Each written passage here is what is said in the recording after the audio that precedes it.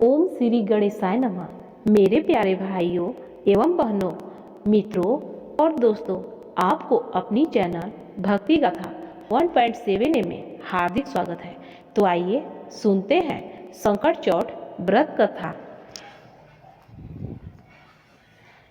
एक समय की बात है, एक नगर में एक साहूकार अपनी पत्नी के साथ रहता था। वो दोनों पूजा पाठ दान आदि नहीं करते थे। एक दिन साहूकारनी अपने पड़ोसन के घर गई। वहाँ वह पूजा कर रही थी। उस दिन संकट चौथ थी। साहूकारनी ने पड़ोसन से संकट चौथ के बारे में पूछा तो उसने बताया कि आज वह संकट चौथ का व्रत है, इस वजह से गणेश जी की पूजा कर रही है।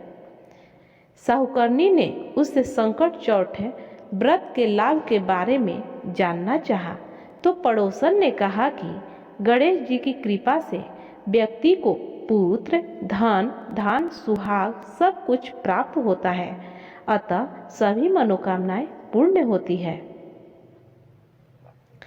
इस पर साहूकारनी ने कहा कि वह माँ बनती है तो 1.25 सेर तिलकुट श्री गणेश जी को चढ़ाएगी और संकट चौथ का व्रत रखेगी। गणेश जी ने उसकी मनोकामना पूर्ण कर दी। वह गर्भवती हो गई। अब साहूकारनी की लालसा बढ़ गई। उसने कहा कि उसे बेटा हुआ तो 2.5 सेर तिलकुट गणेश जी को चढ़ाएगी। गणेश जी की कृपा से उसे पुत्र हुआ। तब उसने कहा यदि उसके बेटे का विवाह हो जाता है तो वह 5.25 सेर तिलकुट श्री गणेश भगवान को चढ़ाएगी। गणेश जी के आशीर्वाद से उसके लड़के का विवाह भी तय हो गया। लेकिन साहूकारनी ने कभी भी न संकट व्रत रखा और न ही तिलकुट चढ़ाया। साहूकारनी ने इस आचरण पर गणेश जी ने उसे सबक सिखाने की सोची। जब उसके लड़के का विवाह हो रहा था तब गणेश जी ने अपनी माया से उसे पीपल के पेड़ पर बैठा दिया। अब सभी लोग वर को खोजने लगे। वर न मिलने से विवाह नहीं हुआ। एक दिन साहूकारनी की होने वाली बहू सहेलियों के संग दुर्बा लाने जंगल गई थी। उसी समय पीपल के पेड़ पर बैठे साहूकारनी के बेटे ने आवाज लगाई, ओ मेरी अधब्याही। यह सुनकर सभी युवतियां डर गई और भाग कर घर आ गई। उस युवती ने सारी घटना माँ को बताई। तब वे सब उसे पेड़ के पास पहुँचे। युवती की माँ ने देखा कि उस पर तो उसका होने वाला दामाद बैठा हुआ है।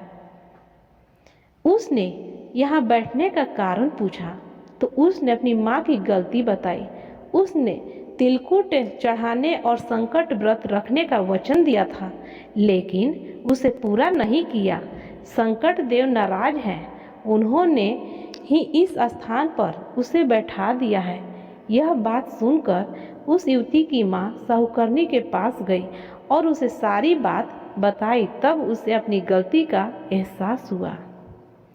तब उसने कहा कि हे संकट महाराज, गणेश जी उसका बेटा घर आ जाएगा तो 2.5 मन का तिलकुट करेगी। गणेश जी ने फिर एक मौका दिया। लड़का घर आ गया और उसका विवाह पूर्ण हुआ। उसके बाद साहूकारनी ने 2.5 मन का तिलकुट श्री गणेश जी को चढ़ाया, संकट व्रत रखा। उसने कहा कि हे संकट देव, आपकी महिमा मैं समझ गई हूँ। आपकी कृपा से ही उसकी संतान सुरक्षित है। अब मैं सदैव तिलकुट चढ़ाऊंगी और संकट चौथ का व्रत रखूंगी। इसके बाद से उस नगर में संकट चौथ का व्रत और तिलकुट धूमधाम से चढ़ाने और पूजा होने लगी। ऐसे ही है श्री गणेश भगवान।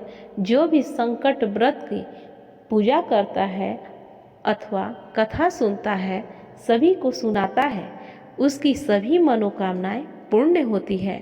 उसके घर में धन का भंडार भरा रहता है।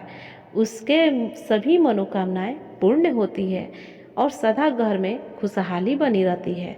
जय श्री गणेश।